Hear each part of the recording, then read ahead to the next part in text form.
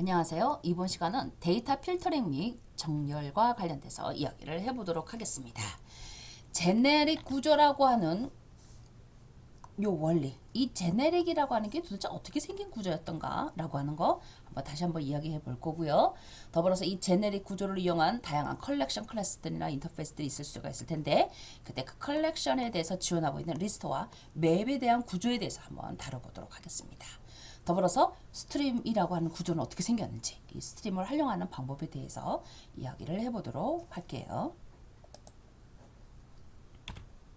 자, 제네릭 구조에 대한 이야기를 한번 해보겠습니다. 제네릭 구조라고 하는 것은 클래스나 메소드를 정의할 때 데이터 타입을 파라미터화 시키겠다는 뜻이에요. 파라미터라고 할 뜻은 결론은 무슨 의미일 때 우리가 파라미터라고 하는 용어를 사용을 했었냐면, 메소드나 생성자를 사용할 때 우리 가로 안에다가 썼던 변수들 기억나시죠? 인티저, a 뭐 이런 식으로 이런 거를 뭐라 부르냐면 파라미터다라고 얘기를 했었어요. 파라미터. 자, 근데 이 데이터 타입을 이러한 파라미터 개념으로 접근하겠다라고 하는 거예요. 그러면서 타입의 안정성과 더불어 재사용성을 높이는 기법으로 만들어내겠다라고 하는 말뜻입니다. 자, 컴파일 시점에 타입을 검사할 수 있어서 형 변환이 불필요하고요. 오류에 대해서 기능을 예방할 수가 있겠다라고 하는 겁니다. 자, 예를 들어서 내가 프로그램 만들어낼 때 이런 프로그램을 만든다라고 한번 해볼게요. 뭐 예를 들어 void에 썸이 있는데 인티저형 A, 인티저형 B로 내가 계산해야 되는 것이 있어요. 반대로 void에 썸이 있는데 더블에 A, 더블에 B가 있다라고 한번 해봅시다.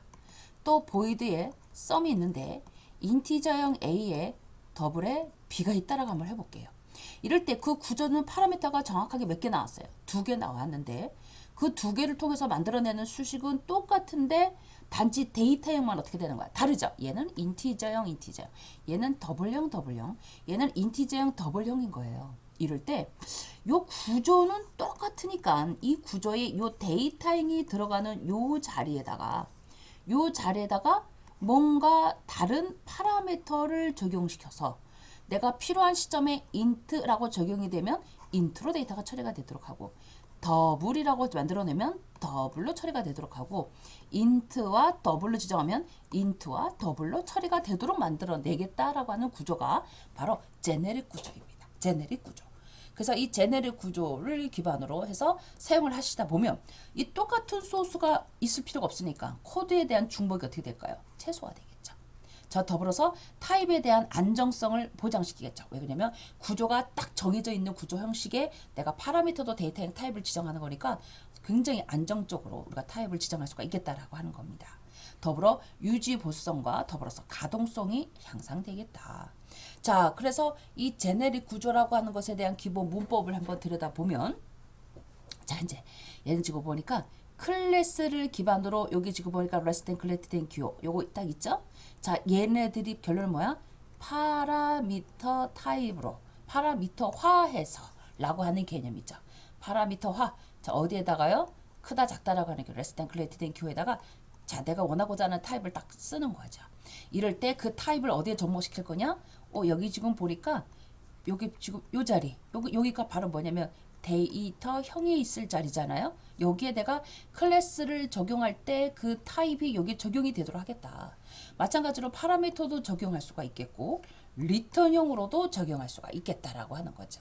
자, 이렇게 내가 구조를 하나를 딱 만들어 놓으면, 자, 이제 필요할 때마다 나는 스트링 타입으로 가져다 쓰고 싶어 라고 할 때는 박스 클래스 불러드릴 때, 자, 다음과 같이 파라미터의 실 데이터 값으로 스트링 이렇게 딱 쓰는 거예요. 자, 그 스트링에 의해서 데이터가 처리가 되도록 하겠다는 거니까 다시 반복적으로 쓸 필요는 없습니다. 자, 생성자를 통해서 객체가 생성이 되면 박스.set 자, 무슨 데이터 값을 받을 거냐면 t가 지금 현재 무슨 형이에요? 스트링이잖아요. 그러니까 스트링형 타입으로 데이터를 받겠다라는 말 뜻이 되는 거고, get은 return을 넘기겠죠? 무슨 형식으로? 요 형식으로. 문자열 타입이겠죠. 그래서 box.get 쓰면 문자열 타입으로 데이터가 넘어가는 것을 볼 수가 있겠습니다. 내가 만약에 인티저를 하겠다. 그러면 어떻게 하면 될까? 여기가 인티저라고 써야 돼요. 그러니까 기본 데이터를 사용하는 것이 아니라 여기다가 refer 클래스를 가져다 쓰시면 됩니다. refer 클래스. 자, 그래서 내가 인티저라고 직접 다 쓰셔야 돼요. 자, 인티저. 그러면 set 할 때 여기를 뭘 써야 될까? 정수용을 써야 되겠죠? 10. 뭐 이런 식으로. 그럼 여기는 스트링이 아니라 뭐가 돼야 될까? int. 이렇게 돼야 되겠죠. 이런 식으로 쓰이는 구조를 제네릭 구조다라고 부른다라고 이야기를 했었습니다. 자, 컬렉션이라고 하는 것은 이러한 제네릭 구조를 이용해서 만들어져 있는 클래스와 인터페이스를 이야기를 해요. 얘는 주로 데이터와 관련되어 있는 기능을 처리를 해요. 그래서 자, 그 중에 그 컬렉션 중에 리스트라고 하는 인터페이스가 있어요. 자, 이 리스트는 인터페이스입니다. 인터페이스. 인터페이스니까 이것을 가지고 만들어낸 구현체가 있겠죠? 구현체. 자, 그래서 그 내용들을 한번 생각을 해보고 보시면 되는 거예요. 순서가 있는 데이터의 집합이나 중복을 이야기하는데 이때 중복을 허용합니다. 리스트는. 자, 그때 그 리스트라고 하는 인터페이스를 통해서 만들어져 있는 구현체가 바로 뭐냐면 어레이 리스트와 링크드 리스트가 되겠습니다. 이때 얘네들은 주로 회원 목록이나 주문 내역들을 만들어낼 때 주로 많이 사용하는 기법인데, 자, 적용하는 방법은 자, 보니까 여기 지금 뭐야? 제네릭 구조 나왔죠? 제네릭 구조. 아, 리스트에 이름을 등록할 건데 스트링 구조로 이름을 입력을 받겠대요. 그때 그 리스트를 구현체는 어디에 있다? 어레이 리스트를 얘가 가져다 쓰겠대요. 어레이 리스트를 통해서 객체를 생성하고, 자, 그때 그 어레이 리스트에다가 add 시키겠습니다. 홍길동, 이순신 등록시키겠다는 뜻이고요. 그 다음에 그 이름을 sort 정렬하겠다라는 말 뜻입니다. 보통 통상적으로 얘는 오름차순으로 정렬이 되겠습니다. 오름차순 정렬. 아, 이렇게 가져다 쓴다라는 개념. 그래서 아, 리스트, 어레이 리스트, 링크드 리스트가 바로 뭐다? 컬렉션이다 라고 하는 거죠. 컬렉션을 활용한다 라고 한다는 개념은 해당되는 제네릭 구조에서 만들어져 있는 뭔가 이 클래스나 인터페이스가 있을 텐데 그러한 구조를 가져다 쓰겠다 라고 하는 그런 말뜻이 되겠습니다. 자, 그 중에 어레이 리스트 참 많이 쓰죠. 자, 동쪽으로 크기가 변하는 배열을 제공하는 자바 컬렉션 클래스입니다. 자, 성적 관련되어 있는 프로그램 만들어낼 때 보통 우리가 요구사항이 학생 이름, 점수가 있다라고 한번 해봅시다. 자, 이름과 점수를 입력을 받아서 저장한 다음에 전체 학생의 목록을 출력을 할 거고요. 더불어서 특정 학생을 검색해서 성적 순으로 데이터가 정렬이 되는 그런 프로그램을 한번 만들어 본다라고 한번 생각을 해봅시다. 자, 그러면 어레이 리스트 자, 한번 만들어 볼게요. 자, 아까 뭐라 그랬었냐면 이름과 점수를 입력을 받는다라고 얘기를 했었어요. 자, 그래서 이름과 점수를 입력을 받기 위한 모델 하나 만들어 볼게요. 스튜던트라고 해서 만들어내겠습니다. 자, 이때 프라이빗으로 지정이 되어 있으면 얘네들은 초기 값을 주로 뭘로 한다고요? 생성자나 메소드 가지고 초기화를 할 건데 그 메소드도 뭐라고요? getter, setter를 통해서 만들어낸다라고 이야기를 했었습니다. 자, 봤더니 스튜던트라고 하는 생성자를 통해서 이름과 스코어를 받아서 초기화 진행했던 거 하나 나오고요. getter 나왔고요. getter. 자, getter를 통해서 자, setter는 어떻게 데이터를 출력을 시킬 것인가 이제 궁금해 해야 되겠죠? 자, 얘는 지금 보니까 getter를 통해서 그 데이터 값을 받아가지고 왔어요. setter는 여러분이 직접적으로 넣어도 되겠지만 얘는 지금 뭐예요? 생성자를 통해서 초기화를 진행을 하겠다라는 개념인 거고 get을 통해서 데이터 값을 받아오겠다. 라는 개념이 되는 거겠죠. 자, 그리고 toString을 통해서 다음과 같은 요 형식에서 데이터가 출력이 될 수 있도록 만들어 놨습니다. 자, 그래서 자, 이름, 그 다음에 스코어, 그 다음 몇 점이라고 하는 요 형식으로 데이터가 출력이 될 수 있도록 문자열 타입 구조를 만들어내겠대요. 자, 그래서 소스를 먼저 보기 전에 이러한 데이터에 대한 모델 구조를 보면서 예제를 한번 어떻게 출력이 되도록 만들어낼 건가 라고 하는 걸 예시를 한번 보는 거예요. 학생 이름과 점수를 3명 입력하세요 라고 했더니 이름 점수, 이름 점수, 이름 점수 3명을 입력을 했어요. 자, 이럴 때 전체 학생 목록이라고 하면서 나왔는데 홍길동 이름 나왔죠? 여기 이름 나오고요. 대시 나오고 점수 나오고 몇 점 이렇게 나오도록 했대요. 전체 항목은 이렇게 나오도록 할 거고요. 예를 들어 검색할 학생 입력이라고 해서 커서를 깜빡깜빡거리면 내가 여기다가 홍길동이라고 입력을 했어요. 그랬더니 검색 결과라고 해서 홍길동과 85점이라는 점수가 나오도록 했대요. 자, 그러면서 성적순으로 데이터를 정렬을 했네요. 자, 이 정렬을 한 거 보니까 얘네들은 내림차순으로 정렬이 됐네요. 내림차순으로 점수에 대해서 내림차순으로 정렬된 것을 보고 있습니다. 아, 데이터의 설계를 이렇게 한 거야. 자, 그리고 입출력에 대한 형식은 어떻게 만들어냈다? 이렇게 작업을 하려고 하는 거예요. 그럼 얘네들을 실제적으로 프로그램에서 어떤 식으로 구현을 할까를 한번 보자라고 하는 거죠. 자, 봤더니 자, 스튜던트 매니저를 통해서 메인이 실행이 되도록 했습니다. 자, 데이터를 키보드로부터 입력을 받는 거니까 스캐너 클래스를 통해서 어레이 리스트로 데이터 값을 스튜던트 형식으로 데이터를 입력을 받겠대요. 자, 스튜던트는 얘죠. 자, 요 구조에서 데이터를 입력을 받겠대요. 자, 이때 학생 이름과 점수 3명 입력하라 했으니까 3번 반복해서 이름, 점수 입력 받겠습니다. 자, 그거를 스튜던트에다 어떻게 하면 될까? add 시키시면 되겠죠. 자, 그때 이름 입력한 거랑 이 스코어 해당되는 점수들을 입력값을 넣어줘야지만 되는 거니까 스튜던트 클래스를 통해서 데이터 입력을 넣고 있죠. 자, 얘는 결론적으로 뭘로 지금 초기화를 시킨 거다? 생성자를 통해서 초기화를 시키고 있다라고 보시면 되겠습니다. 자, 그러면서 전체 학생 목록이 자 보여요. 자, 이제 전체 학생 목록이 먼저 보이는 거예요. 자, 이럴 때 그냥 s만 썼다는 뜻은 바로 뭐냐? 요 to 스트링이라고 하는 얘가 지금 오버라이딩 되어 있는 구조잖아요. 이때 이 오버라이딩 구조를 이렇게 만들어냈으니까 요 형식에 의해서 데이터가 출력이 되겠죠. 그래서 요 형식에서 데이터가 가서 이름, 대시, 점수, 몇 점 이렇게 데이터가 출력이 될 거고요. 자, 그러면서 데이터 학생을 검색을 하겠대요. 그러면서 뭐라고 나오냐면 검색할 학생의 이름하고 커서가 깜빡깜빡 되게끔 만들어 놨어요. next. 자, 이럴 때 해당되는 내가 지금 입력받는 검색하고자 하는 서치 네임하고 불러가지고 있는 get 네임을 어떻게 해야 될까요? 반복 적어서 불러가지고 와야 되겠죠? 자, 그래서 해당되는 데이터를 찾으면 검색 결과 라고 해서 해당되는 데이터 출력이 되면 되는 거고 다시 found를 true로 만들어내서 반복이 되게끔 만들어냈습니다. 만약에 내가 찾고자 하는 데이터가 없어요. false인 상태로 넘어왔어요. 그러면 해당 학생이 없다라고 데이터가 출력이 될 수 있도록 만들어 놓은 거고요. 자, 그 다음에 성적순으로 데이터 출력하는데 얘가 지금 내림차순으로 데이터가 출력이 됐어요. 자, 그럼 내림차순으로 출력이 되려면 sort를 지금 다음주 람다식으로 표현했을 때 어떻게 쓰면 될까요? s2.getScore에다가 빼기 s1.getScore 이렇게 만들어내시면 되는 거죠.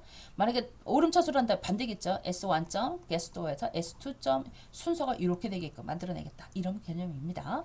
자, 그래서 내림차순으로 만들어져 있는 남다식기법에서 데이터가 내림차순으로 정렬이 될 거고요. 그 다음에 성적순 정렬되어 있는 데이터를 출력해서 그 결과물을 본 예제가 되겠습니다. 자, 이렇게 어레이 리스트를 통해서 다음과 같은 이런 구조들을 만들어낼 수가 있겠다. 우리는 지금 현재 제네릭 구조와 컬렉션 클래스에 대한 내용에 대해서 지금 이야기를 하고 있습니다.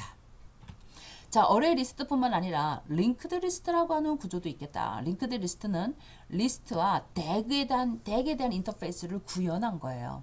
얘는요, 큐라는 것과 스택을 실제적으로 구분해서 덱과 같이 볼 줄 알아야 돼요. 그래서 우리가 큐라고 하는 구조는 어떻게 된다고요? 큐는 이렇게 생긴 거죠. 그래서 삽입이 이렇게 해주면 앞으로 삭제가 되는 방향이 되는 거겠고, 스택은 이렇게 생긴 구조죠. 그래서 데이터가 밑으로 쌓이죠. 위에서 이렇게 쌓입니다. 쌓이고 그럼 최근의 데이터가 맨 위에 있겠죠. 자, 삭제하고자 할 때는 어떻게 봐요? 얘를 위에서부터 빠져나가겠죠. 위에서부터 빠져나갑니다. 그래서 사용하고 있는 메소드가 push, far 이런 걸 쓰는 것이고요. 얘네 같은 경우는 offer, pull이라고 하는 다음 같은 이런 메소드를 가져다 쓰시는 거예요. 이때 얘네들을 우리가 뭐라 부르냐? P4 구조다 부르는 거 얘를 Leaf4 구조라고 부르는 거예요. 그래서 첫 번째로 입력한 것이 첫 번째로 나간다라는 말 뜻인 거고요. 얘는 나중 들어온 것이 먼저 나가라고 한다라는 그런 말 뜻이라고 이야기를 했었습니다. 덱은 양쪽 모두에서 데이터를 처리할 수가 있어요. 그래서 구조를 이렇게 생겼어요. 그래서 여기서 얼마든지 넣을 수도 있고 뺄 수도 있고요. 여기서 뺄 수도 있고 다시 넣을 수도 있는 이런 구조로 만들어져 있는 것이 바로 덱입니다. 덱. 자, 그래서 여기서 사용할 수 있는 메소드들이 그만큼 더 많겠죠. 더 많을 수가 있겠다는 것을 얘네들은 양반형으로 삽입 삭제가 가능한 그러한 구조로 만들어져 있습니다.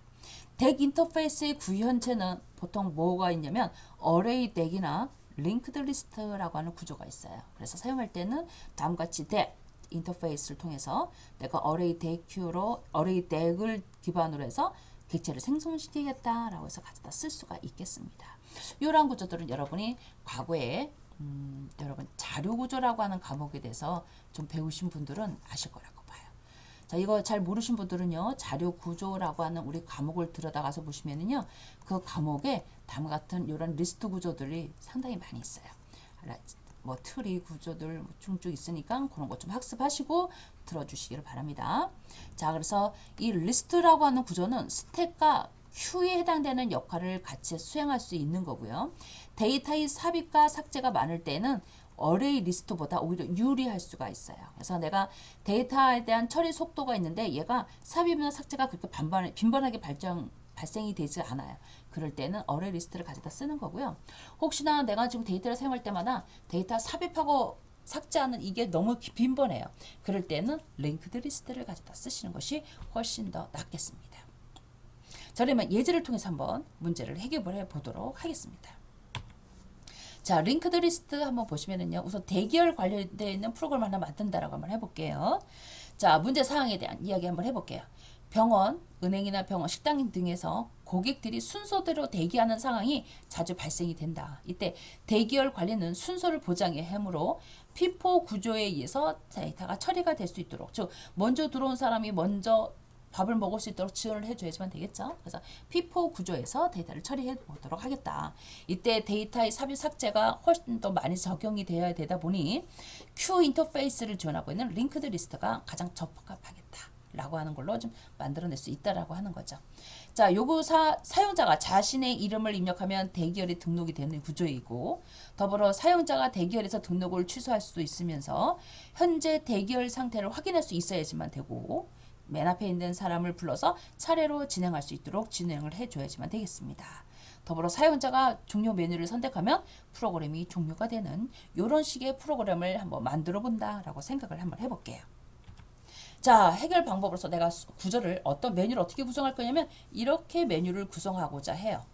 자, 해결 방법. 데이터의 구조 선택은 피포 구조를 표현한 링크드 리스트를 Q로 사용할 수 있도록 한번 만들어 보도록 하겠습니다. 메뉴 구성은 1을 누를 때는 등록, 2를 누를 때는 취소, 3을 누를 때는 대기열 확인이라고 하는 단계로 4를 누르면 다음 차례로 홀출하는 개념으로 5를 누르면 프로그램이 종료되는 개념으로 만들어내겠습니다. 더불어 예의 처리를 지정하기 위해서 빈 대기열에서 호출 시에는 대기열이 비어있다라고 하는 메시지가 출력이 되도록 예의 처리를 만들어 보도록 할게요. 자, 이럴 때 실행 예시를 한번 들여다볼게요. 자, 먼저 메뉴가 보여야 되겠죠? 대기열 관리 시스템이라고 하면서 1, 2, 3, 4, 5. 자, 이제 먼저 요 메뉴가 이렇게 보여야지만 되겠죠. 자, 이제 내가 예를 들어서 1번을 선택을 해요. 그러면 대기열 등록이 되는 거겠죠? 자, 그러면 메시지는 등록할 이름 하면서 커서가 깜빡깜빡 되겠죠? 자, 내가 일단 홍길동이라고 입력하고 엔터 빵 치겠습니다. 그랬더니 홍길동님이 대기열에 등록되었습니다. 이렇게 나오는 거예요. 자, 내가 다시 2를 눌러서 이몽룡이라는 데이터를 눌렀더니 이몽룡이 대기열에 등록이 되어 있습니다. 그러면 첫 번째 홍길동 들어가 있고요. 두 번째로 이몽룡 들어가 있겠죠. 이렇게 순서적으로 데이터가 저장이 되어 있을 것이다 라고 하는 겁니다. 자, 그래서 봤더니 얘가 3, 현재 대기열을 보고자 해서 3을 선택을 했어요. 그랬더니 현재 대기열이 보이고 있는 거고요. 4를 누르면 다음 차례를 호출할 수가 있겠죠. 자, 그래서 내가 지금 4를 딱 선택했더니 다음 차례 잠시만요. 4를 선택을 했더니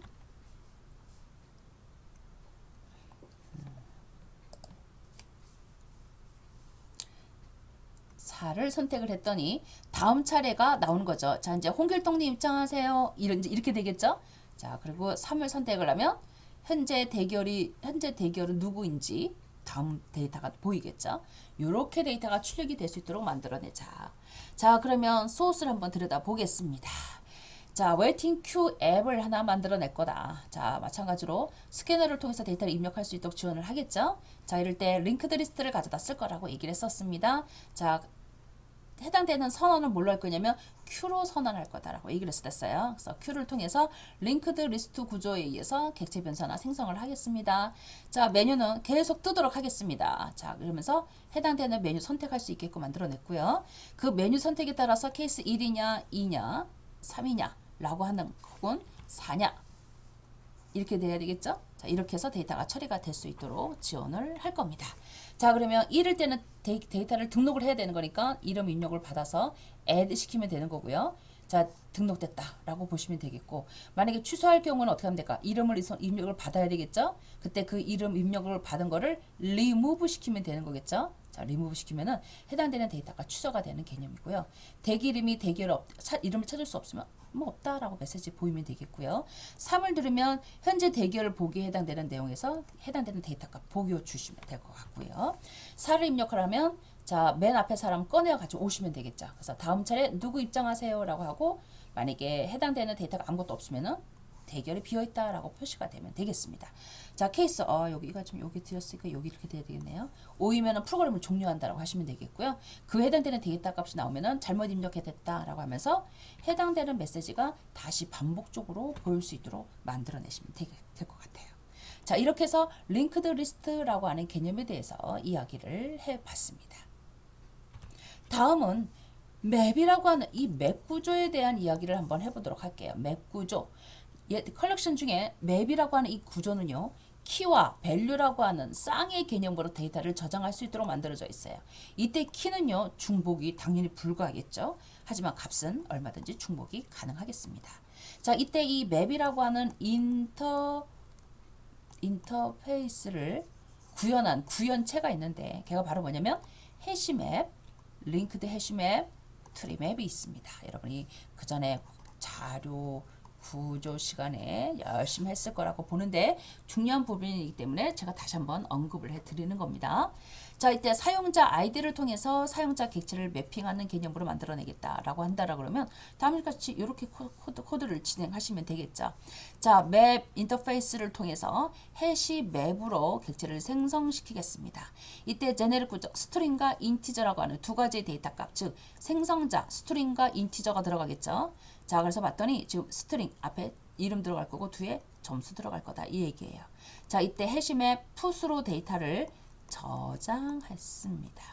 그때 해당되는 키값들을 하나씩 불러 들어가지고 와서 그 키값에 해당되는 데이터값 보여줄 수가 있겠죠. 이런 식에 의해서 프로그램을 처리할 수 있는 방식이 되겠습니다. 자, 그러면 첫 번째 구현체인 해시맵에 대한 이야기를 통해서 한번 문제를 분석해 보도록 하겠습니다.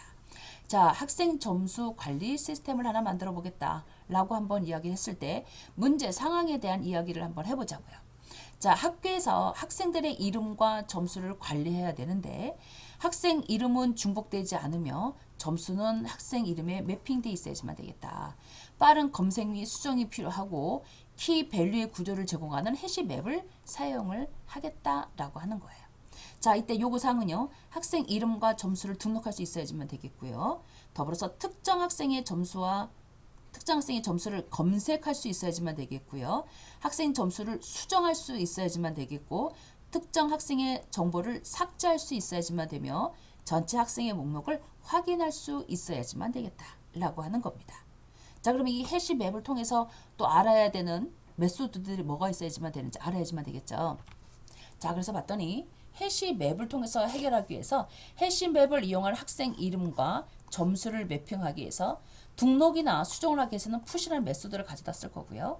검색하기 위해서는 get, 삭제하기 위해서는 remove, 전체를 출력하고자 할 때는 entry set을 가져다 쓰겠습니다.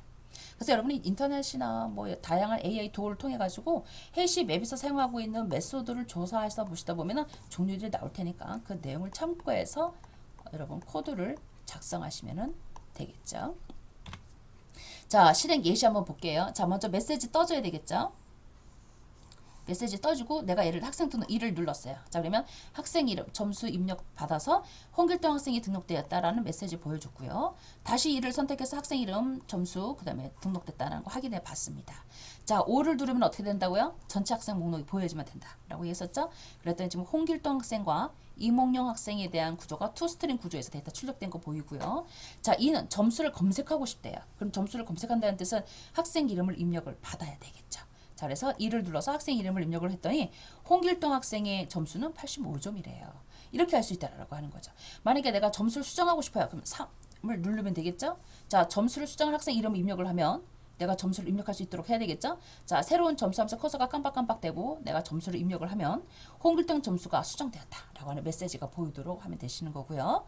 삭제할 때는 4 이름 입력을 하면 이목력 학생 삭제됐다. 이렇게 메시지 보여주면 되겠고 5를 누르면 전체 데이터 보여주면 되겠죠. 자, 그래서 이목력 학생은 삭제가 됐으니까 보이지 않을 거고 홍길동 학생의 점수는 95점으로 등록됐으니까 95점으로 데이터가 출력이 된 것을 확인해 볼 수가 있겠습니다. 원래는 85점이었는데 95점이었던 거죠.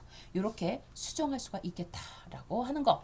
자, 그러면 소스를 한번 들여다가서 볼게요. 봤더니 메뉴 만들어냈어요. 메뉴 만들어냈고 입력으로 들어올 수 있는 데이터는 스트링과 인티저형, 즉 이름과 점수가 되겠죠. 자, 학생 이름과 점수 입력받아서 풋 데이터 등록시키고 등록됐다라는 메시지 뿌려줄게요. 이를 누르면 학생 이름 등록 받아야 되겠죠. 해당되는 데이터 값 찾아서 해당되는 학생의 점수들을 어떻게 하면 될까요? 우리가 2번 같은 경우는 점수를 검색한다라고 얘기했으니까요. 그 검색되는 데이터가 가져오는 거 개수로 가져오시면 되는 거겠죠. 그래서 그 해당되는 점수 보시면 되겠고 만약에 학생을 찾을 수 없다라고 하면 해당 학생이 없다라고 하시면 될 것 같고요. 자, 3 같은 경우 수정해야죠. 수정할 점수 3. 그래서 새로운 점수를 등록할 수 있도록 지원해 줘야지만 되겠고 점수가 수정됐다라고 해주시면 되는 거고 학생이 없다라고 할 경우에는 해당 학생이 존재하지 않습니다라고 하면 될 것 같고 삭제할 데이터 이름 입력을 받아서 해당되는 데이터가 있으면은 삭제했다라고 삭제를 해서 리무브 시켜주시면 될 것 같고 그렇지 않으면 학생이 없다라고 했으니까 학생이 존재하지 않는다라고 하시면 될 것 같고 자 5를 누르면 전체 학생 보여줘야지만 되는 거니까 이때 전체 학생 전체 데이터 값을 가져오는 거 뭐가 있다고요? 엔트리 셋이 있다라고 했었죠. 엔트리 셋을 통해서 모든 데이터 값을 가지고 와서 그 데이터 값의 키와 밸류 값을 보여주면서 데이터 값 출력이 될 수 있도록 만들어 주시면 되겠죠. 6을 누르면 프로그램을 종료시키시면 되는 거고요. 그에 해당되는 데이터 값이 나오면 잘못된 입력이다 라고 하는 메시지로 보여주시면 되겠습니다. 자, 이렇게 해시 맵이라고 하는 구현체를 통해서도 만들어 볼 수가 있겠다라고 하는 거예요. 본 결과물은 2025년도 과학기술정보통신부 및 정보통신기획평가원의 소프트웨어 중심대학 사업 지원을 받아 제작되었습니다. 과제번호 2024-000064. 본 결과물의 내용을 전제할 수 없으며 인용할 때는 반드시 과학기술정보통신부와 정보통신기획평가원의 소프트웨어 중심대학의 결과물이라는 출처를 밝혀야 합니다.